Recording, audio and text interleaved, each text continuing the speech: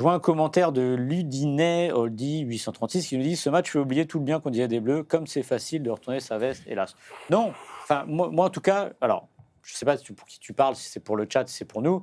Moi, il n'y a pas de retournement de veste. C'est-à-dire que ce que j'ai vu pendant toute la compétition jusqu'à un quart de finale était plutôt pas mal. C'était beau, c'était spectaculaire. On s'est dit, bah oui, peut-être qu'avec une attaque, ça peut fonctionner. On a toujours eu le doute. On se foutait un peu de notre poire dans le chat quand on revenait toujours au 4-3-3. Ils disaient, bah alors, votre 4-3-3, il n'arrive pas. Bah oui, force est de constater qu'il aurait peut-être eu sa place en seconde période et peut-être même que ça n'aurait rien changé. Peut-être que l'Espagne était tout simplement au-dessus. Mais en tout cas, non, ça ne fait pas oublier ce qu'on a vécu. Mais maintenant, à l'échelle de l'histoire du foot français, ça ne pèsera pas très lourd.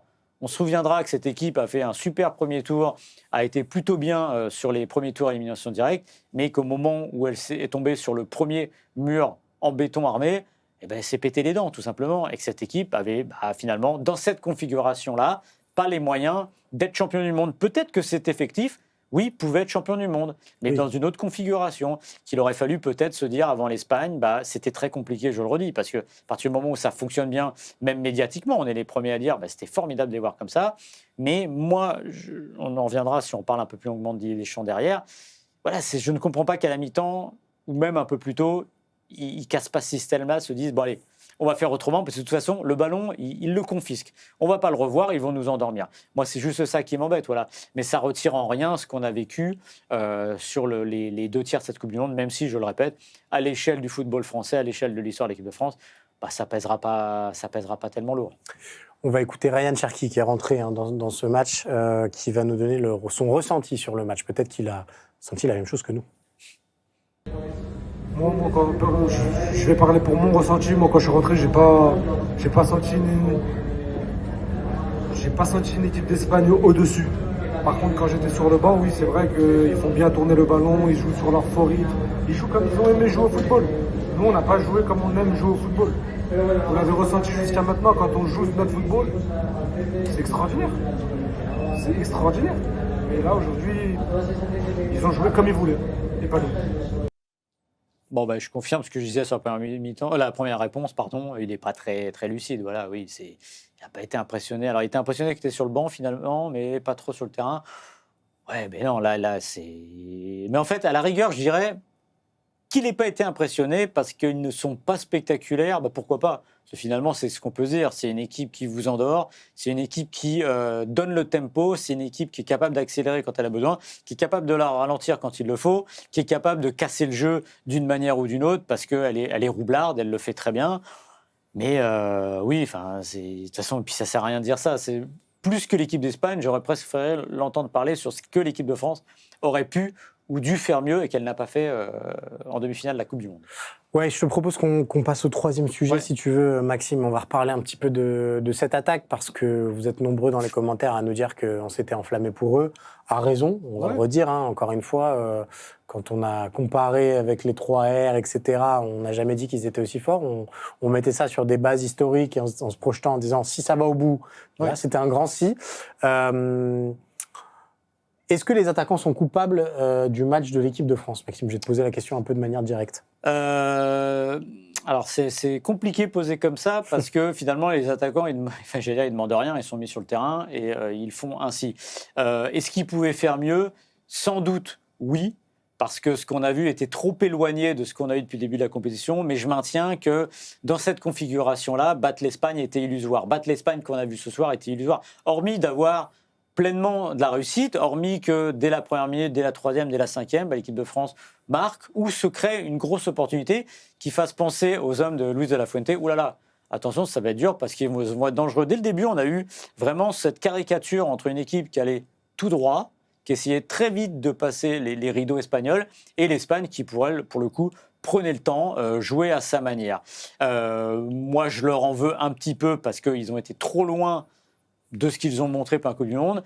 Mais je pense encore une fois que dans cette configuration-là, et avec une assise défensive pas suffisamment solide, et notamment au milieu de terrain, c'était trop compliqué. Il faut quand même voir qu'en première période, Rabiot fait le travail pour 2, voire pour 3.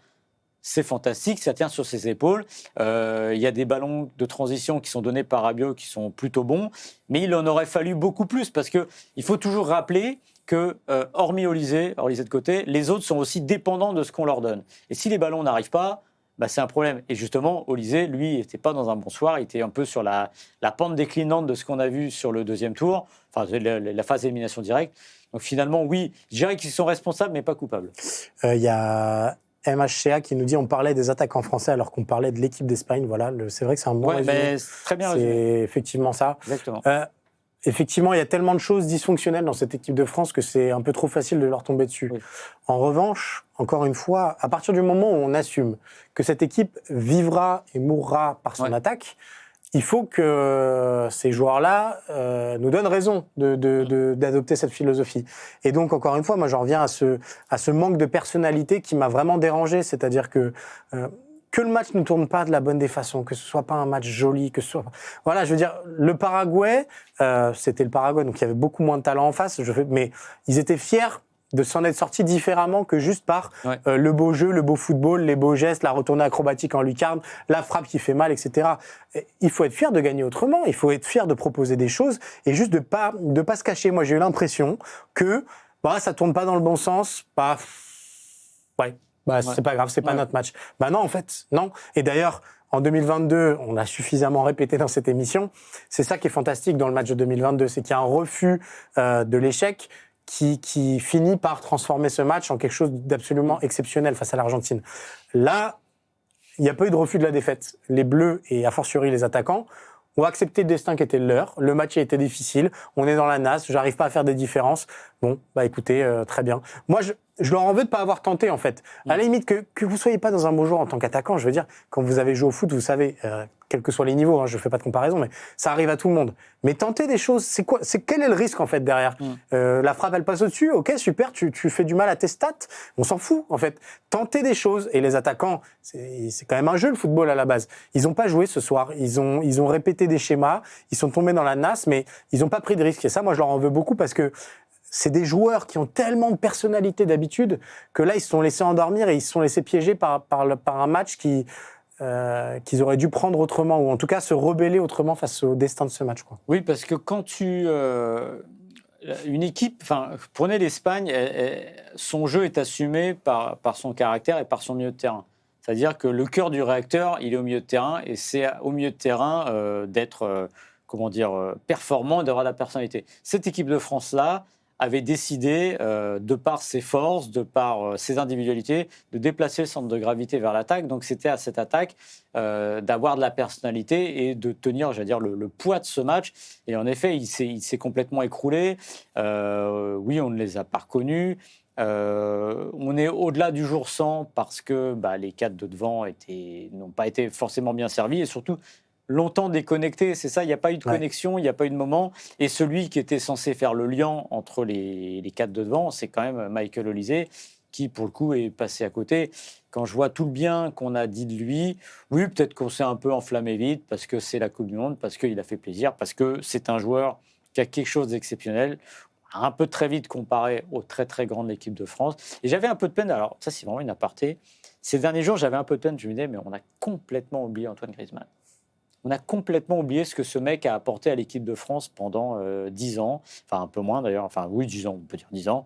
Et très vite, on l'a remplacé parce que finalement, Griezmann, c'est un peu moins spectaculaire, ça met des fois la main, comme disait Mbappé, dans la merde. Force est de constater qu'il y avait des petites qualités, c'est Antoine Griezmann. C'est juste une aparté. Obsus qui me dit, ils ont tenté Cyril, mais quand tu cours sans arrêt après le ballon, c'est pas facile le football, mais tu le serais si tu joues un peu plus, sans doute. Ça m'est arrivé de toucher le ballon aussi de temps en temps, mais ça n'empêche pas que les Bleus, ils ont été en situation d'attaquer à un moment. Donc oui, y a de la fatigue, mais j'ai pas eu l'impression que ce soit le physique qui ait empêché ces attaquants de tenter des choses, pas de les réussir, juste de les tenter. Alors on pourra regarder mal, j'ai pas l'impression qu'ils aient brillé par une activité supérieure à la moyenne et par rapport à ce qu'ils avaient fait avant, notamment dans la récupération du ballon.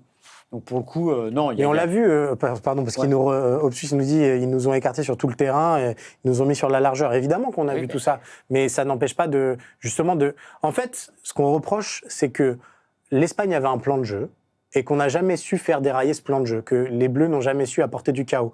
Et ça, c'est un vrai problème. Et d'ailleurs, on va y venir parce qu'on faisait l'analogie avec 2022 et la finale de 2022. La finale de 2022, elle bascule aussi. Pourquoi ? Parce qu'il y a des gens qui viennent du banc et qui n'ont pas subi ce match-là dans les mêmes proportions. Donc, ils arrivent avec leur fraîcheur, leur envie, etc. Donc, je pense qu'on va en parler après de Didier Deschamps. Mais pour en revenir sur l'analogie, pourquoi l'Espagne a été aussi bonne et pourquoi les Bleus ont été autant dans la nasse offensivement ? C'est aussi parce que, étant donné que les Bleus n'ont pas accepté de défendre en avançant avec un Tchouaméni un petit peu sur le reculoir, à l'inverse, les Espagnols, ils étaient au contact avec Mbappé, ils étaient au contact avec Dembélé, ils étaient très proches. Donc oui, il y avait un bloc équipe qui était très bas, pas qui était très bas, mais qui était très dense et qui a permis de réduire les espaces. Donc la défense espagnole, elle a été très forte ce soir. Mais c'est aussi parce que les Bleus n'ont pas cherché à faire dérailler ce plan-là. Et moi, c'est simplement ça que je reproche. C'est qu'à un moment, il suffit de mettre un petit peu de pagaille dans ces plans de jeu et dans ces animations défensives pour créer d'autres choses. Et on n'a pas essayé de créer d'autres choses. Non.